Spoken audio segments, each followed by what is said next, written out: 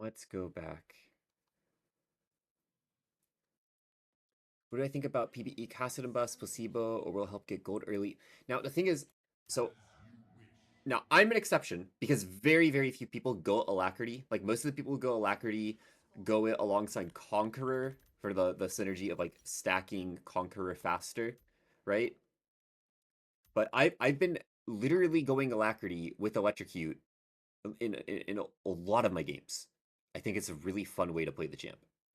It's maybe not good, the best, but you know, like Kassadin's W, this thing does damage to towers. I will demonstrate. I will turn toggle tower fire off. I'm gonna buy like longsword.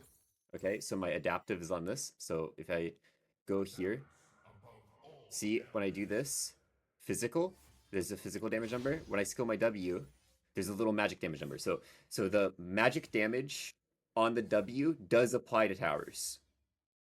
So this 20 number is going to 25, which I mean, your auto attack's doing an extra 5 damage is no joke. That's a real like that's an actual buff for Kassadin's split pushing, his wave clear, you know, sometimes you're gonna auto a minion and it survives with 1 HP and it takes you an extra auto, like that's just going to happen at different thresholds. You just push waves faster, you know? On average, you push waves faster, and your PvP damage, especially when you're going Alacrity, like in the game against Akshan, when he made a mistake and he used his E into me and he like tumbled into me rather than just like clicking on himself is the thing that Tong Yuan was showing me the other day or yesterday actually. He was showing me like the Akshan can like during the spin click on himself so he doesn't lunge. He does like he basically just stops rather than like flying into you. Uh, and that creates scenarios where you can actually just start playing auto attacks on people. Lots and lots of auto attacks.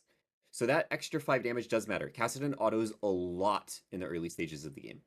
Pacing of fights is slower. You're a melee champ. If you get on top of people, you're you're gonna do fine. You know, if you do get on top of a mage, or even some of those ranged AD champs, like you're still a melee champ. You still have a lot of stats. Not as much as other melee champs. You're still casting. You're still a scaling champ. But like you know, if you do get on people, it's pretty good. You can do a lot of stuff. It is not bad at all. So that extra 5 really, really does matter. Now, other things, this going from 10 seconds down to 9 seconds, when you have haste shard or an extra couple points in the skill, you do very, very rapidly reach the threshold where certain champions like Anivia, so Anivia E equals 4 sec CD, okay? So it's flat. It is 4 seconds CD every single rank. That is a 4-second cooldown spell. So right now, if you have no haste versus no haste, if you have a 5 points Q, it's at 8 seconds CD. So you need 5 points in Q before it's even realistically feasible to parry 2 out of Anivia's 3 E's in a fight. You need 5 points of Q. You're not going full Q max. And unless the entire enemy team is AP, you're not going full QMax. Not realistic. So if you are playing into Anivia, after the changes, you only need 3 points Q, and then like, you know, haste shard or whatever you go, for there to be an actual ample window of you being able to Q parry the first E. You know, her ECD starts slightly before yours if you're using it as a parry. Uh, so then you can get to the point where on so Anivia, okay, Anivia E1 parry, Anivia E2 Q is on give or take like 3.5 4 sec CD, okay, and then Anivia E3 Q is up, whereas before Q is down and you pass away. Bad die is no win. Okay, now you don't die, so you might win. That's a big deal. You die to the third E in the end of a 1v1. So I think that change actually matters a lot for battle mage type matchups where it does come down to the second rotation of abilities. they have like really low CDs, so they're like more DPS nature, like they're like getting repetitions. You getting your next rotation out a little bit sooner actually does matter a lot. Your QCD is going to sync up to your WCD. They'll both be 7 seconds late game. I think it's a really big deal. 7 seconds at like later stages of the game before like you might actually go like QE rather than or like EQ rather than like EWQ for your max order because there's another thing. Approaching zero matters. So when if you looked at a buff that was like, okay, uh, I'll do like a really extreme example to get this point across. If you were to keep on applying this Q buff where it's like its cooldown goes down by 1 second, eventually you would get to the point where it's like, okay, QCD is 1 second. So if you reduce its CD by 1 sec, it is no cooldown at all. Obviously, reducing the cooldown of a 2 second spell by 1 second is a lot bigger deal than reducing a 10 second cooldown spell by 1 second. So the fact that like when you put points in Q, it's not like the buff is just early game. It's actually an even bigger buff later in the game because 8 going to 7 is a bigger deal than 10 going to 9. Does that make sense? It's approaching 0. So it's like a higher percentage change of the cooldown. Yeah, exactly.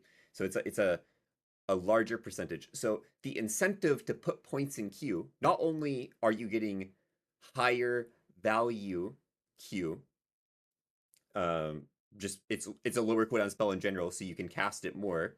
Already, that's a higher incentive to put points in it. But the buff that it did receive actually goes up in value the more points you put into it because of the whole approaching 0 thing.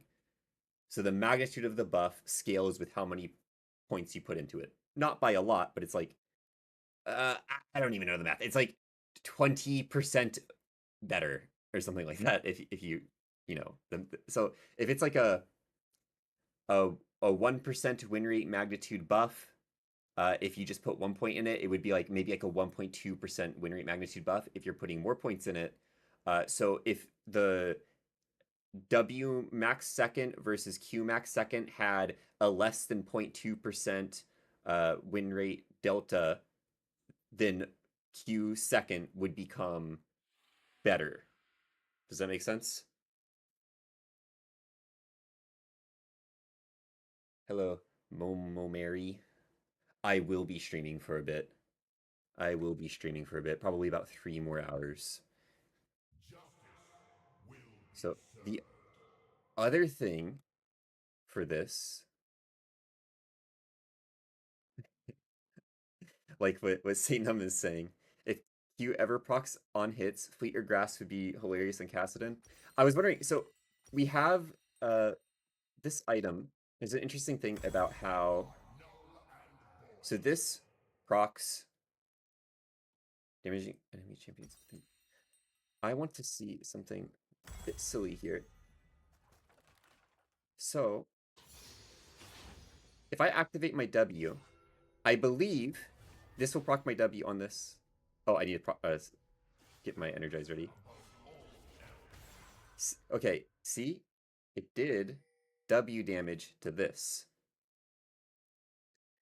So this is the thing that I'm getting on with. So the active portion, when you activate Netherblade, it does not deal the first part. The passive is getting upgraded to the 86 number.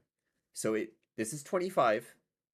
Like if I go auto someone, I'm getting cut down or whatever, it's doing 26. If I'm getting this number, okay? When I press W, I am getting this number instead. It's replacing the on hit. So it's like your next on hit is empowered to be 86 rather than doing the 25.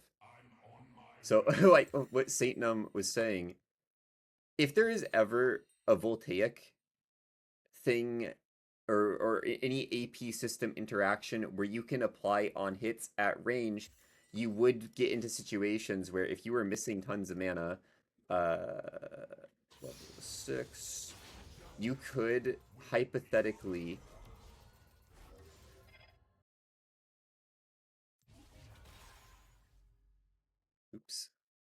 you could hypothetically refund some of your mana from range. How cool is that? That would be kind of cool. That would be like a really, really cool thing for Kassadin. Thank you so much for the raid, Jackfire Fox TV. How'd your stream go? Like, this would be like so cool. Thank you for the follow, Strawbird and Jackfire Fox TV. And I really feel like that this is something that could feel like this could happen.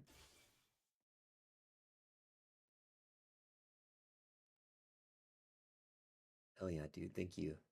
Thank you for the follow, Psycho Koala. I like that name. You're welcome, you're welcome. So I think that these buffs are a big deal.